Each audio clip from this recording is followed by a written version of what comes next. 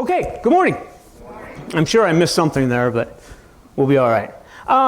Some of you might have heard this story before, but I'm going to tell you this little story, and then what we're going to do is we're going to dissect it and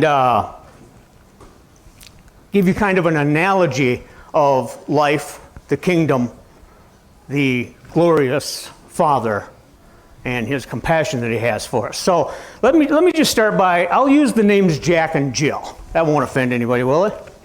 So Jack has a birthday coming up, and his parents decide to get him what he always wanted a slingshot. And he may be 10 years old, and they thought that he was old enough and responsible enough to have this and play with it in the right way and use it the right way. But they had certain rules that he couldn't use it in certain places and this and that. However, Grandpa had a farm. And they used to take the kids and send them out to the farm. I shouldn't say send. They'd let the kids go to the farm and they'd spend a long weekend and have fun and, you know, things you do on the farm and play with the animals. So Jack decided this is a perfect chance to take his slingshot out to Grandpa's farm. And you know, it was one of these good ones, one of these wrist rockets. Anybody ever have one of those? Yeah, a few of you, right? So he gets out to the farm and he's playing with it, and then he'd saved up perfect little stones and marbles to put in there because he knew he was going to the farm. He's just shooting at different things. And he hits one of Grandpa's ducks and it dies. And now everybody can probably relate to this, right? You look around and nobody's there. Nobody saw you. So he takes the duck and takes it out behind the barn in some long weeds back there and lays it down and walks away. And, you know, he felt bad and stuff. And his sister, Jill, says, I saw what you did. And she says, don't worry, I'm not going to tell anybody, but I just want you to know that I saw. Now, let's take a look at Jack. And this is something that a lot of people can relate to. He found himself in a bad situation. It wasn't intentional. He just did something wrong. Grandpa loved these animals. And he did something wrong. And he felt bad, but he thought, they'll never know. There's a lot of ducks around here. And he just couldn't bring it to tell Grandpa.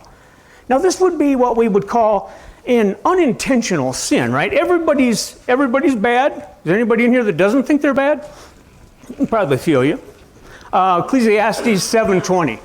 Everybody probably knows this one. Simple, basic Christian stuff. For there is not a just man on earth who does good and does not sin. So let's use this story as Jack has sinned unintentionally. He did not mean to kill the duck.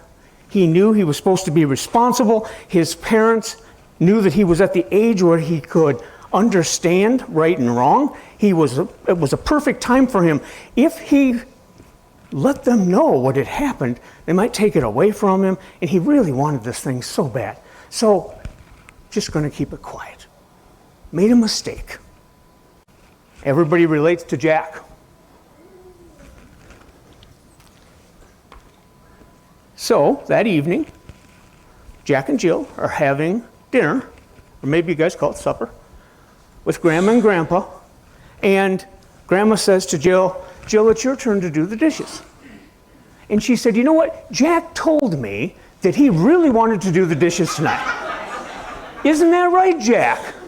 And Jack looked at her and she kind of gave him the face, right? You know this face, right?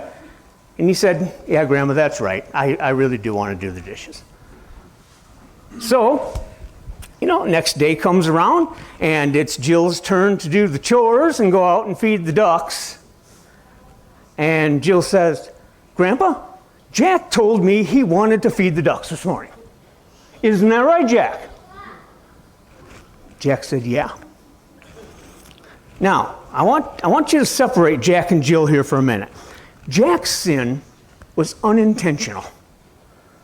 It was not planned. He did not do that on purpose. But now Jill has actually stepped across the line of intentional sin.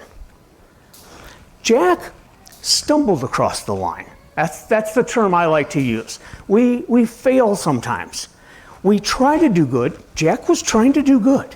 And he had responsibility, or thought he did, to do the right thing, and he'd made a mistake. And he found himself on the other side of the line. But now Jill, she stepped across the line. She's now going to use his sin for her gain. That is also sin. In fact, that's intentional sin. And there's a huge difference. I probably got to explain to this. You've probably heard so many times that a sin is a sin is a sin is a sin. They're all the same in God's eyes. Well, are they? In the Old Testament, in the first 5 books of the Bible, the Torah is the law. And there's actually different punishments for different sins. So does that mean God quantifies sin? Some are worse than others. The penalty was different than some other ones.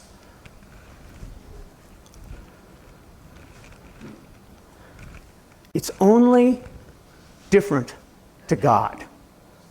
What you're actually being taught here is that when you try to justify yourself, your sin, whether big or little, is just as bad as someone else's sin, big or little. If you try to compare it to yourself, you're doing it wrong, because a sin is a sin is a sin is a sin. They all separate us from God. However, God shows us that there is different punishment for different sins.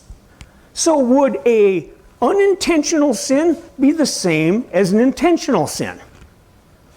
Well, most of us have been taught a sin's a sin, right? I want to read you some of this.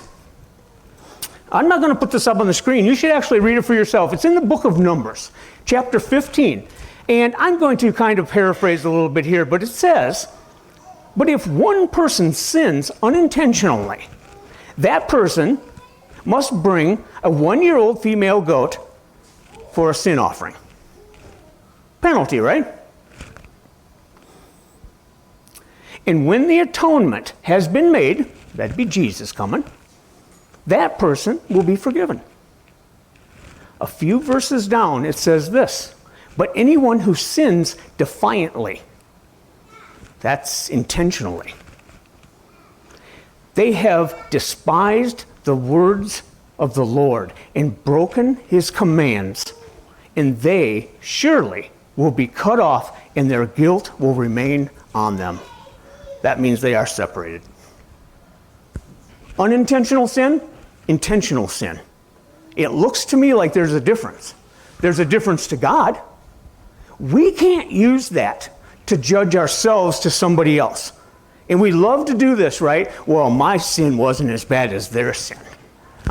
You can't do that. You are a sinner, and so are they, and so are they, and so are they. It's all the same, because you all go to the same place. But God can do this. He's God. And he has chosen to penalize people in different ways, except for the final two. It appears to me that intentional sin is worse than unintentional sin. And I'm just reading some of these things. Here's another one for you. But his father, who died for his own sin because he practiced extortion, robbed his brother, and did what was wrong among his people, will not be forgiven. Now that actually says extortion, and I use the NIV here because it said that word. That's what Jill was doing. Do you understand that Jack's unintentional sin, he killed the duck, he didn't mean to, he didn't plan on it, unintentional sin, he felt bad, the guilt was just ripping him, but he couldn't tell Grandpa. Grandpa loved those ducks, his parents thought he was responsible with this slingshot, and it all went wrong. Now he was a slave to his unintentional sin. Jill was extorting him, getting him to do everything. I guess we call this blackmail, right? Intentional sin, unintentional sin. Jack's sin, I think we can all relate to. That happens to us all. No one does good all the time. But Jill, that's pure evil right there. She took it and she used it for her own gain and used it against him, extorted him. and she will burn in hell. That's hard to say in church, isn't it? Nobody wants to hear that. The story has two different types of people in it. I want you to think of yourself as Jack. Let's put all of our intentional sin behind us for a minute. So people say a lot of times, well, why doesn't God just come back and make all the evil go away? Okay, let's do that right now. Who's going to be the first to break it? Maybe he does every day, and you screw it up. If Adam and Eve had done everything right, in the next generation, everything right, they didn't eat the apple, nothing bad, everybody did everything right, and then you were born, and it was on you. How long would you last? So if Jesus comes back to earth right now, wipes out all evil, just take it away, just like everybody wants, how long would you last before it was back? We find ourselves on the other side of the line sometimes. And I think some of the worst part is people like Jill actually drag us with her. Now, I don't mean anything against Jill, and if your name's Jill, I'm sorry. But is Jill actually dragging Jack right with her? Her intentional sin now took the unintentional sin of Jack, and now she's using it to get what she wants.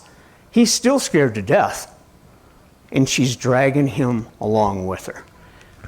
This is bad. To make your brother or sister stumble is real bad. It actually says in one part that if you do something to these children, you'd be better off putting a millstone around your neck and be thrown in the sea.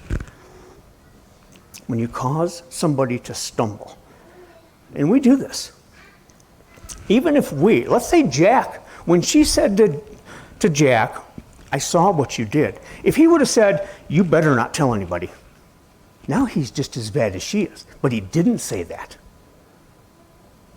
He was sorry for what he'd done.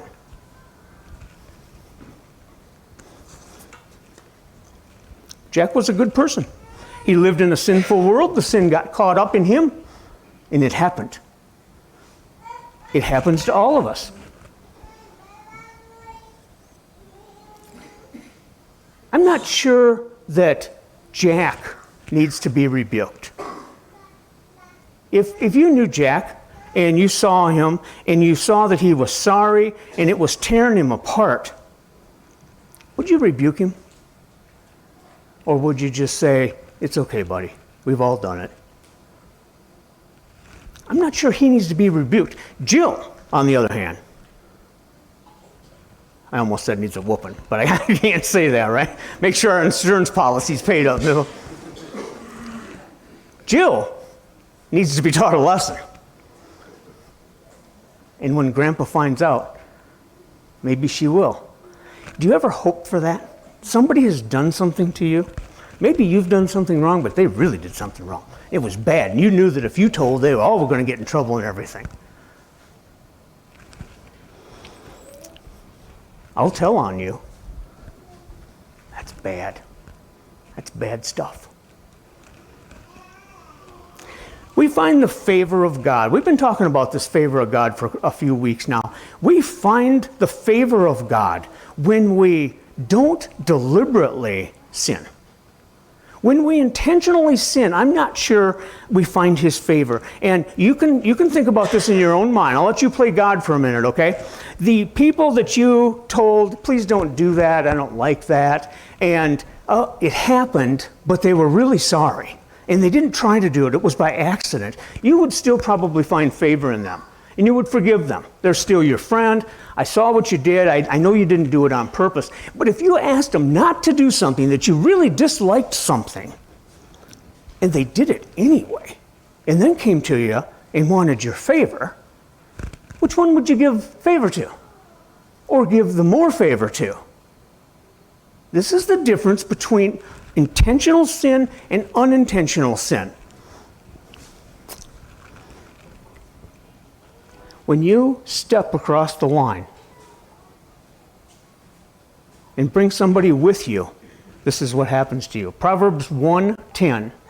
Now, Proverbs are wisdom, right? We all know what these are written for. My son, if sinful men entice you, do not give in to them. Are you like that? This is what happens. This is peer pressure. This is conforming to the world. They want you to do something. They've enticed you to do it.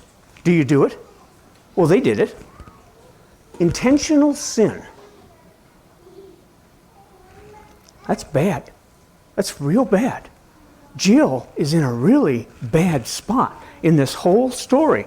When I was a truck driver, there would be other trucks coming up behind me. I just took my time. I was having fun.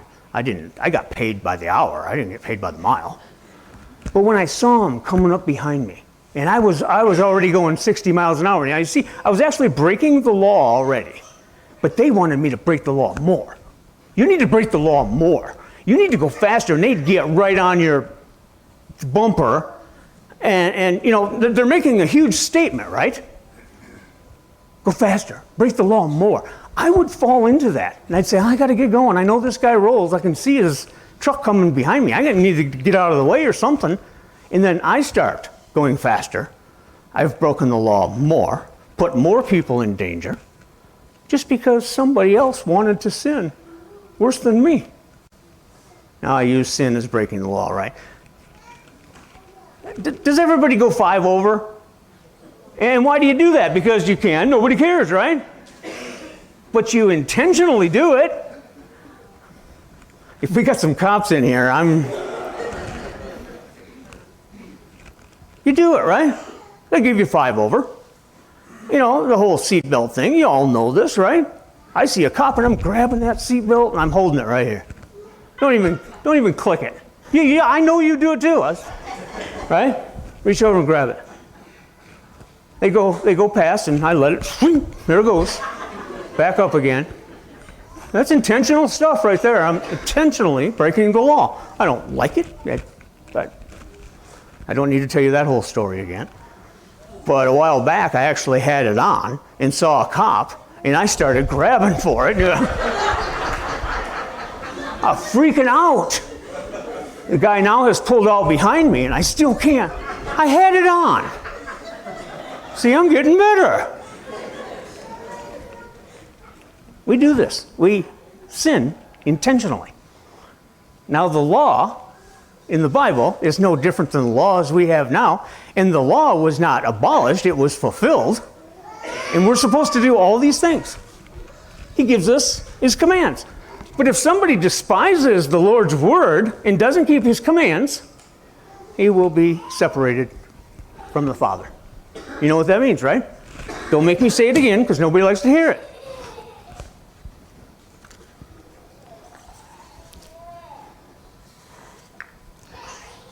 I probably shouldn't say this, but it even affects me as preaching.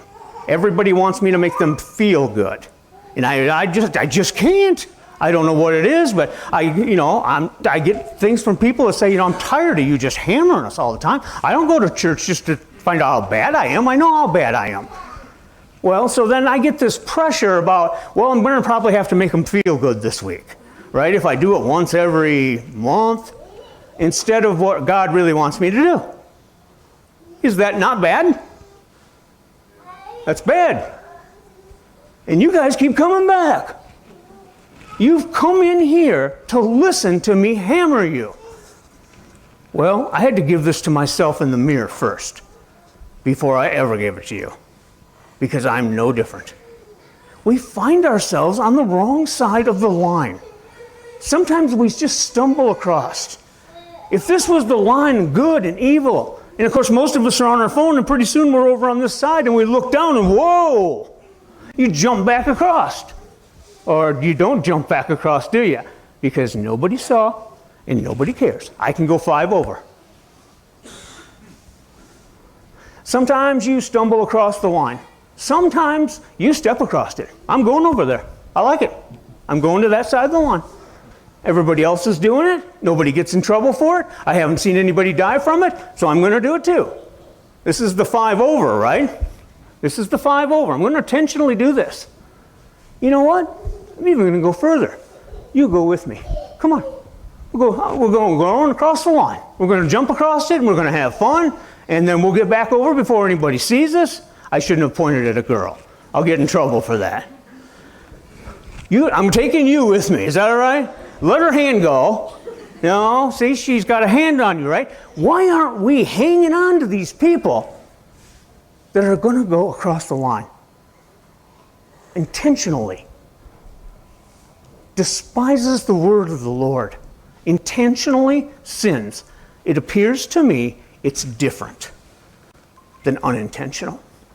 I hope that's where we're all at. So, Jack can't take it anymore. There's more to the story. Jack can't take it anymore. She has worked him like a dog. He's had to do everything she says. She's lied to Grandma and Grandpa. She's using me just terrible, and I can't take it. And he goes to Grandpa and he says, Grandpa, I have something to tell you. Tears are rolling down his face. I killed one of your ducks with my slingshot. And Grandpa said, I know. I saw you too. And he said, why didn't you do something about it? You let me do all those things when you knew all along what she was doing. He said, all I wanted you to do was tell me. All I wanted you to do was confess to what you had done, and none of this would have happened. I'll take care of Jill. But right now, why didn't you just come and tell me? It's not about the duck. It's not about whether you're responsible with your slingshot or not. It's that you did wrong after you messed up. You tried to hide it. She used you like crazy, and you didn't do anything about it. You are a slave to that secret. You are a slave to sin because you didn't want to tell somebody. You didn't want to tell God. You didn't want to share it with any of your friends because, nobody saw me, right? Huh? Nobody ever gets in trouble for that. This is an example of being a slave to sin. And we all do it. Maybe some of you in here are better than that. But if we would have just went to Grandpa and said, Grandpa, I did something terrible. I killed your duck. He would be just fine with it. Ephesians 1:7. In him we have redemption through his blood, the forgiveness of sins in accordance to the riches of God's grace. You can be forgiven if you just will tell him. We can start over again. Wipe your slate clean. How about James 1:12? Blessed is the one who perseveres under trial, because having stood the test, that person will receive the crown of life that the Lord has promised to those who love him. He stood the test. How quick do you confess? How quick will you turn to him? This is actually the only way I can see how to measure growth is how long it takes you to realize you've done something wrong, how long it takes you to realize you need to turn back to God and ask for forgiveness. This is a sign of growth. The non-believer, of course, wouldn't think of any of these things. The guy that's just kind of a believer might go a week, and say, wow, I did that and I shouldn't have. But a good, deep-rooted Christian would realize right away, I'm sorry. I found myself on the other side of the line, and they're the ones that are going to jump back across the line when they saw they were on the wrong side. They're going to hurry back. That's a sign of growth. Your faith. We go through trials and we're tested. How are you doing? Some of these things we need to confess to God. I don't want you to all run out and find somebody that you've done something to and ask them for forgiveness. And I'm going to tell you why. It just opens up a whole new can of worms and really doesn't give anybody any satisfaction because they're going to lay into you. Now, some of them might. I did this thing a while back that said, I did it. And you were supposed to go out and find somebody that you had been separated, not an ex, somebody that was, never mind. Anyway, I had probably 20 people actually email or text me and said, I did it. Good for you. But sometimes it just opens up a huge can of worms. Why don't you start by confessing to God? He's the one that really matters. He's the one that, well, the worship team get ready. He's the one that you need to confess to. This is a must.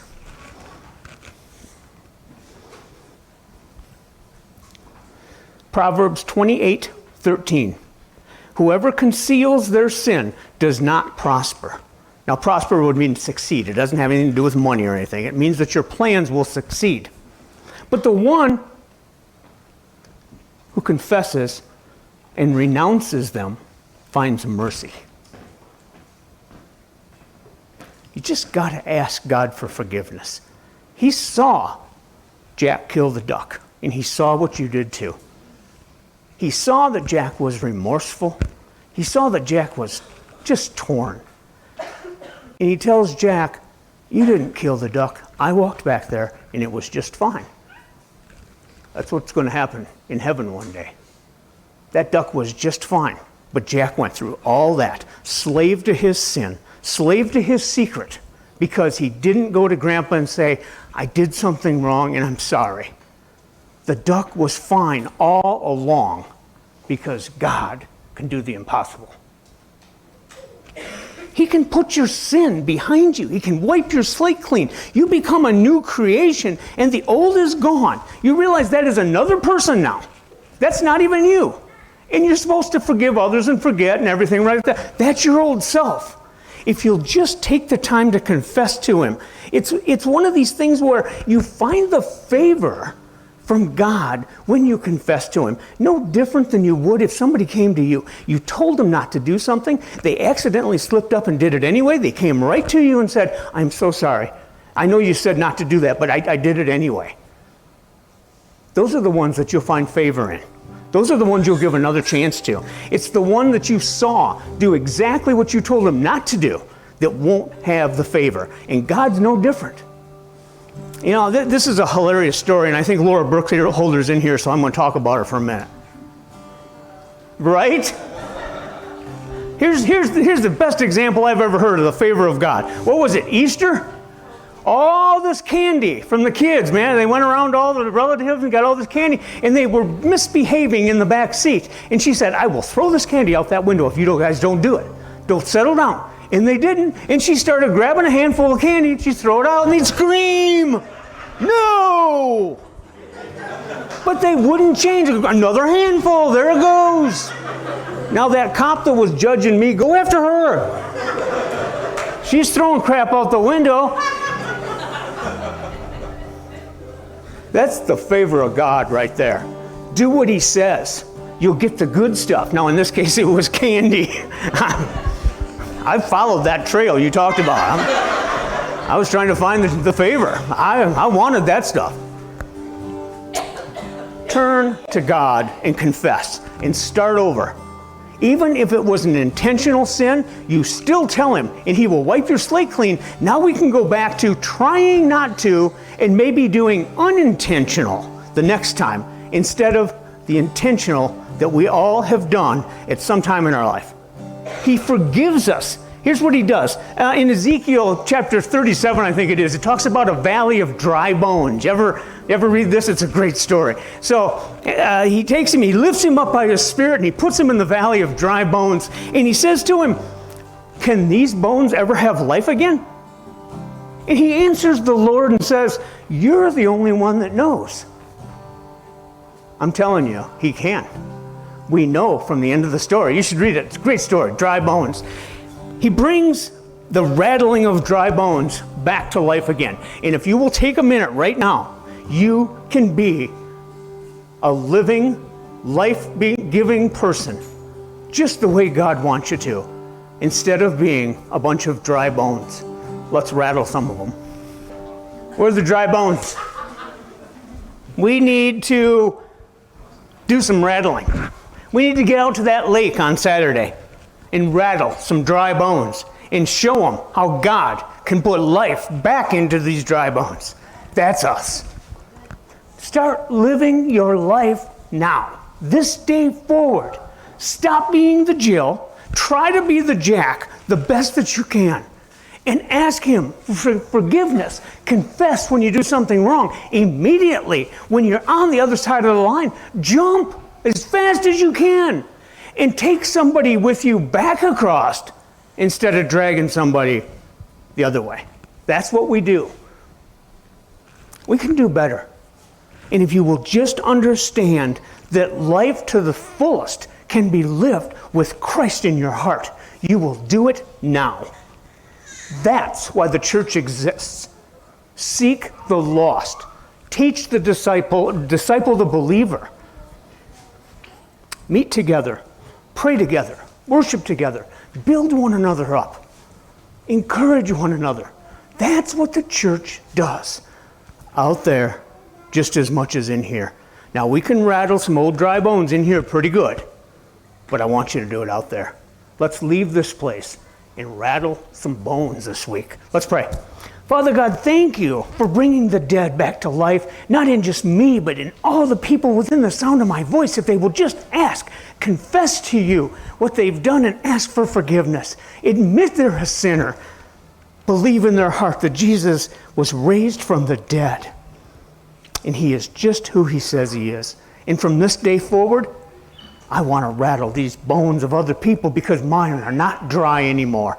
I will do the best that I can. And Father, when you see me cross that line, push me back, drag me back, bump me back, whatever it takes, get me back to the other side. But let me take somebody with me that I see over there. It's in your Son's beautiful, awesome, awesome name. Amen.